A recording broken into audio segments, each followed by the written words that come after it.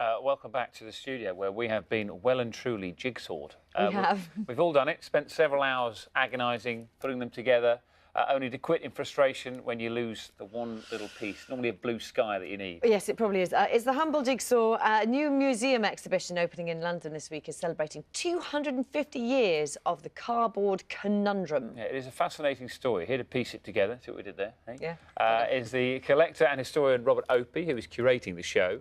He's joined by blogger Brian O'Donnell, who reviews and sells jigsaws. Gentlemen, we've got some beautiful examples here. Yes, we do. Let me show you this one, which is part of the... This is part It of is, the yes. We have a display, big advertising promotional section of jigsaws, which are a big part of the story. How hard is it in the modern world for jigsaws to compete with the likes of, you know, iPads, tablets, phones, all that sort of business? Well, this is the point, isn't it? Yeah. Can they? And I think for the dementia sufferers and for the elderly in particular, jigsaws are doing well. We've been talking about it. But the great thing with jigsaws is you can't cheat. There's no levels you can skip. You true, have yeah. to do it. It's a challenge. You have to compete. And you can do it with people in a physical way rather than virtually. So I think jigsaws are actually really popular as an alternative to the iPad and computer games. Do you think, I mean, we've got lovely examples here of how they've changed. You talked about advertising being an important part. Why was that an important part? Well, because it was part of the media mix, and of course, when they became cheaper, when cardboard started to come in as instead of wood, so wood was the first 100 years or so. Yeah. Cardboard arrived around the 1900s, made jigsaws so much cheaper and affordable that manufacturers and promoters could give them away to children.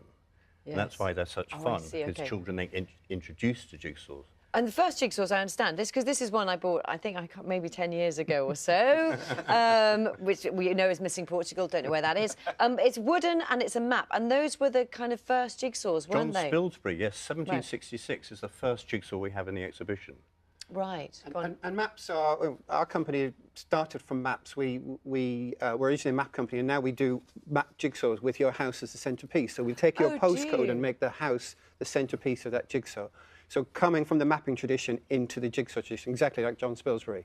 Yeah. Are they still exciting, though? Because I find, I'm not sure I have the patience. He's ready to Go on, go on. Of course they are. I mean, the challenge, the words in the title, the puzzle, it's a puzzle you have to solve.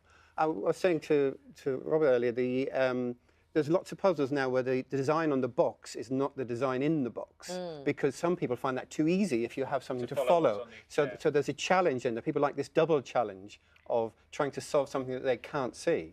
But you can make them easier, you see. I mean, here's one that was produced in the 1920s, What have you got? where it actually shows you I'll hold it there the piece you're looking for. So in there would go sky, you see, and here it says something about the tyres. Distant you see? trees, I think that says. I love this one here of the have you seen this, of the Bay City Rollers, which is an absolute beauty. Check that out. Look at the outfits on that. It wouldn't take you too long to do that one. But how do you think it's going to develop, jigsaws? I mean, let's say sort of 20 years' time, 250 years of history, will they get more difficult, more complicated, sort of 3D? I think they've gone quite a lot of extensions already, and you can get three-dimensional ones in the past. So I think they've tried pretty well everything. The thing to is encourage children to re-engage. And the kind of jigsaws that I've been producing as well, because I've designed them, is ones that hark back to the 50s and the 60s and so on. And there you've got these wonderful stories that grandpa can tell the children about and the grandchildren about how they used to live. And you're doing this jigsaw at the same time, so it's very interactive. It's a family thing. You mentioned houses of people can get photographs as well made into jigsaws, can't they? The most popular thing at the moment we have is just take a photograph, upload it, and we'll print a 1,000-piece jigsaw, really big, 66 by 50 centimetres. Blown-up photograph in a 1,000-piece puzzle. Okay, what is the key to doing the jigsaw? Is it doing edges first? Without a doubt, edges first. That's never changed. In 250 years, that's never changed. No, absolutely right. But there was a time you could get round jigsaws, which made it more fun. I remember the 1953 coronation round jigsaw. About it would still have an edge, a bit wouldn't of it? this.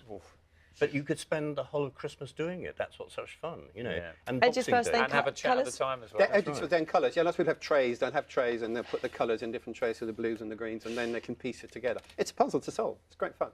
Thank you so much.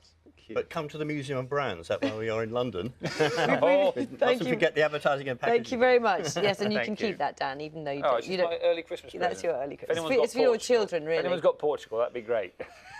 Thank you. In a moment, we'll be joined by the classical singer and broadcaster Aled Jones. First, though, let's have a last brief look at the headlines wherever you are this morning.